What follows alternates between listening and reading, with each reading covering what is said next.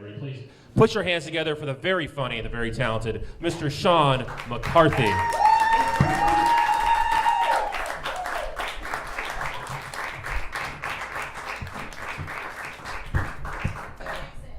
Ladies and gentlemen, Mr. John Henry.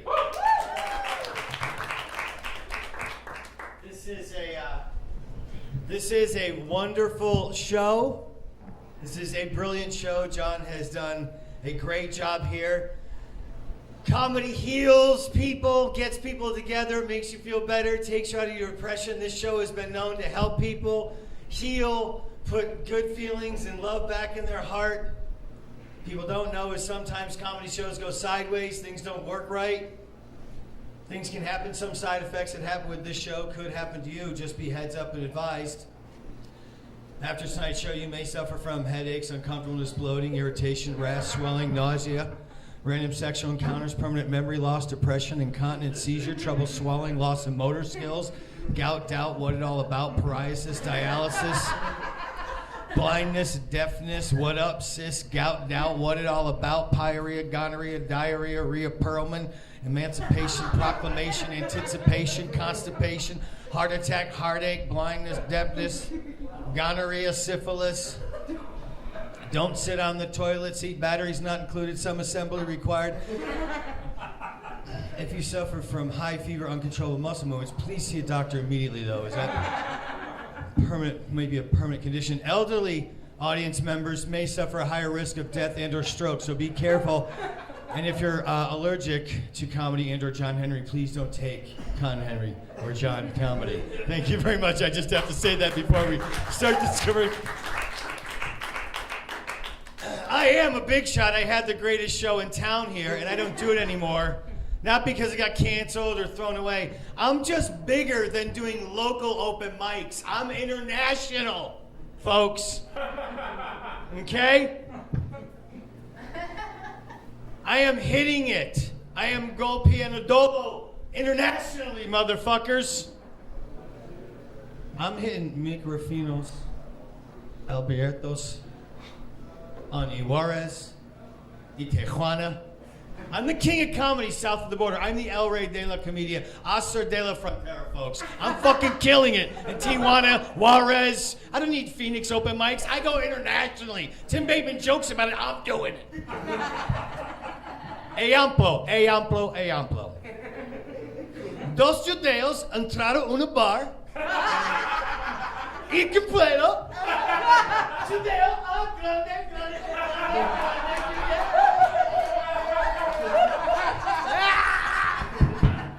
Fucking huge, bro. I'm doing it, man. Fuck Phoenix. I will say this though: the best thing about going across the border is I love when they bust people with marijuana at the border of Mexico, because I don't know who's fucking smuggling weed anymore. But just the other day, they're like, "We busted 600 pounds of marijuana coming across the border into Arizona. 600 pounds. It was like $12 million street value." They said 600 pounds. Wait, $12 million. $12 million. I did the fucking math. That means if the street value of fucking 600 pounds is $12 million, that means it cost you $6 million. That's half. You know what I mean?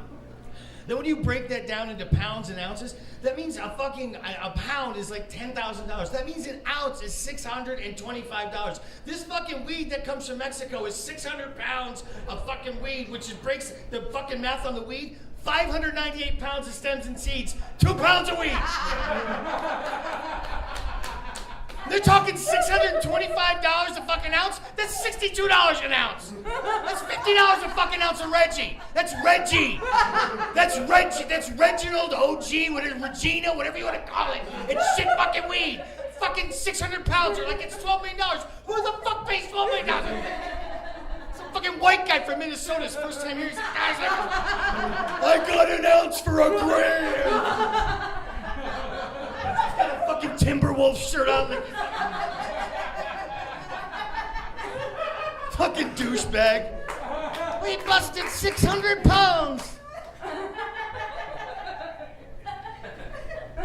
Speaking of smuggling, Thanksgiving's around the corner, and I can't be more excited about Thanksgiving. I could put this together with smuggling. The thing at Thanksgiving is, last year I had this great idea because I was like, I'm going to up my smuggling game because it's no longer marijuana. You just need to get heroin or meth across the border now. Those are the big things right now.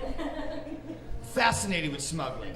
So I thought, you got to do something that people don't think of. Like in the old days, they would make a vase out of cocaine and just send it. Oh, no, it's a vase. Vase. Just cocaine, perfectly. No one thought they would make a vase out of cocaine, you know? So I was like, Thanksgiving, I was about to have, and I'm a vegetarian. I was like, what am I going to eat this year? And someone said, have you ever heard of turducken? I was like, I know, it's like a chicken they shove in a turkey. No, it's a duck they shove in a chicken, they shove in a turkey, a turducken, whatever. So I'm like, well, I'm a vegetarian. I wouldn't eat that anyway, you bastard, killing animals, you motherfucker. And Thanksgiving, we killed Indians, natives, you motherfucker. I hate this whole holiday. No, okay. So anyway, the thing is, so turducken, so this is what I thought of, folks. No one's doing this. Check this out. You take the heroin and you shove the heroin in Juan's ass, then you shove Juan with the heroin in my ass. I'm the turducken of smuggling. I'll have my own Netflix series. El Chapo, they'll call me El Turducco. It'll be fucking great. Get in my ass now. Walk across. No, I'm just constipated. So that's what I'm thinking about these days. That's where I'm gonna fucking get my cash. Ample. Okay. My brother Clancy had a heart attack, double bypass. You're younger than me. He's about to turn 48. Fucking awesome. So excited. Can't tell you how excited I am for my fucking prick cocksucking brother. It serves him right. People think that's cruel. I'm like, no, it's not. Listen to my brother. My brother snorted more cocaine and fucked more women as a rock and roll drummer. My brother guarantees that he's gonna, like a little fat kid's gonna come to pain going, oh, Crancy, you my daddy, I know you. Like my brother just was a troublemaking, drunken alcoholic. Great kid, but anyway, so 47, he fucking has chest pains and he goes, Sean, Gloria's having bad chest pains, so I had like 2 more beers. I was like, well, that's good. That's a good start, you know. And then he goes, I went to bed because my chest hurt. I said 2 more shots, I went to bed. I was having bad chest pains. So he literally woke up the next morning having such bad chest pains, but he was out of cigarettes. So he goes, I stopped at the fucking 7-Eleven to get cigarettes on my way to the emergency room, just so I could have a cigarette. I'm like, dude, you're so fucking smart and healthy. You make such good choices. So my brother, literally, that's what he did. And he goes to the emergency room. They're, sir, you're having a heart attack, and we need to admit you. My brother said, can I just get one more cigarette? They're like, sir. Literally, I swear, it's a true story. But this makes me laugh because my brother, who's like such an ornery fucking prick who just did whatever he wanted his whole life, just ate what he wanted, did what he, just lives his own life. And it's great because he's just a fucking rebel, whatever. You know, 47 gets a double bypass. But it makes me laugh that like literally my brother's like, I'm having chest pains. I gotta go to the hospital. I'm having a what? A heart attack? Let me just have a cigarette. And literally the Grim Reaper's like, yeah, I'm gonna take this. Oh. Well, that's an unhealthy choice. I can respect that. Let the kid have a cigarette. Kind of stood there with his sickle. My brother like went around the corner, got a double bypass, went, shh, don't tell him I'm still here. Like that's my brother Clancy. It's fucking brilliant. And my brother literally goes like this. He goes because he's fucking amazing. He's like, dude, I'm doing great. This is the best thing that ever happened to me. I haven't smoked a cigarette 3 months. I'm eating good. I haven't drank. I haven't done drugs. I feel healthy. I'm like, well, yeah, dumb fuck. You can take all that out of your diet. Of course, you'd feel better. But he goes, I feel so great. The doctor says I'm his best patient ever. I'm like, you're also 20 to 30 years younger than most people who have this fucking surgery. You fucking prick. That's like a 10-year-old kid going, my bone healed easily. You know, just shoot you fucking, you're 10. You know what I mean? You're not fucking bone even 90, you fucking prick. My brother literally went to Minnesota for rehab for cocaine, and that was the funniest thing to me because there's like fucking 2 feet of white powder on that ground fucking 9 months a year. And my brother's in a fucking rehab for coke there. And I laughed because I could just see him like looking out the window like, oh, there's snow everywhere. We have no shovels? Give me a rolled up 20. I'll take care of everything. Driveways, fucking the whole fucking interstate. He's like, I got this. I told my brother because it was funny that they wanted to put Ronald Reagan on a $20 bill, and I was like, if you ever snort coke with a $20, that would be the most ironic line of coke you'll ever do with Ronald Reagan on his Iran-Contra hearing. I'd like to give a shout out to Peter Grumbine, who actually wrote that joke, a good friend of mine. He's not here, but I want to do that for him. I have a wonderful dog, and a comedian last night I saw was doing jokes about how he wants to get a dog, but he doesn't want to go to a rescue because he said they were retarded and fucked up dogs. I don't know if you're a fucking pet owner. I don't care if you are or not. hearing this comic say that, I've never been more offended. I almost walked on stage and punched this man in the face. I have a dog. I also have a little cat that adopted me. I love animals so much, but when someone said, like, he didn't understand, like, and he was trying to be funny, like, they're fucked up dogs, and I want to be like, you motherfucker. I'm a fucking, mi perro bohacas, mi mejor amigo. Y pequeño epastoso chango. He's my stinky little monkey, my dog. So I was so offended, but I left because I'm like, my girlfriend. So we have a little dog who I just love. I'm thinking about right now how much I love him, and this little cat like adopted us who comes to the house, and my dog and this cat get along. And Christy now is my girlfriend's gonna let me adopt another little fucking dog that needs a little pet. It needs a forever home. It's called a chupacabra. I swear to God, it's a real thing. People, they're like, you know, they say, it's like a pit bull. It's misjudged. It's defanged and declawed. It's a fucking sweet little animal. I'm getting it from the Mirandas. It's a half puma, half coyote, and a half serpent. It's 3 halves, and it's gonna be lovely. I can't thank the Miranda's enough from the West Side. I'm gonna give a little forever home to a chupacabra, take it to Rattler games. When I lived here in 1994, this is funny because I love pets so much, and people have weird pets. This one kid, he had fucking 2 boa constrictors, and it used to freak me out because I'm like, I hate snakes. But I'm like, why do you have snakes? Like, do you like reptiles, like lizards, because it's like indigenous? He's like, no, dude, who's gonna fucking break in here with boas, bro?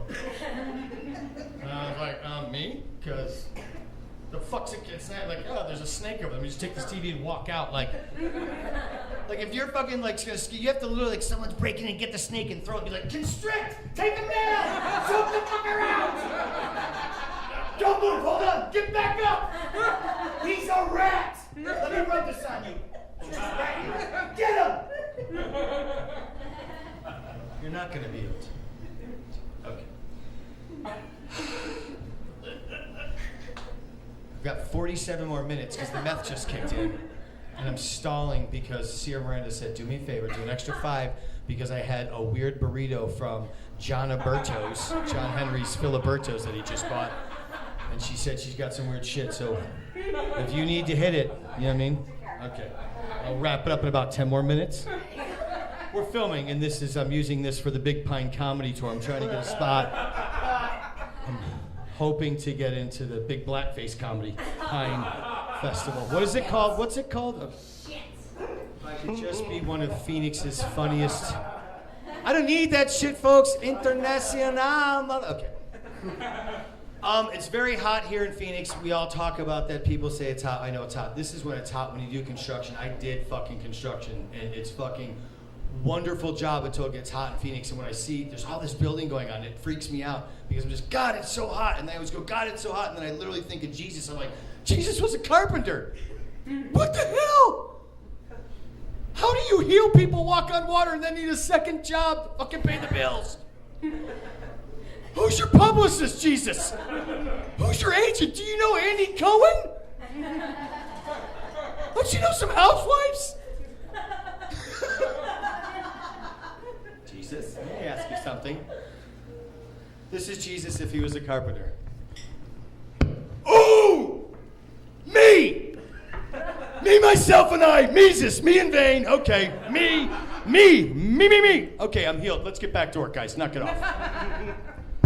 And it's funny because carpenters are absolute complete pricks. I know if Jesus was getting nailed to the cross, he'd be like, you know, a 10-penny nail's going to hold me much better. You're going to tear tendons. We're going to be here all day. Hold on, watch this. It's healed. Do it again. Come on, let's go. You guys are killing me. You're killing me. Well, not literally. This is going to take forever.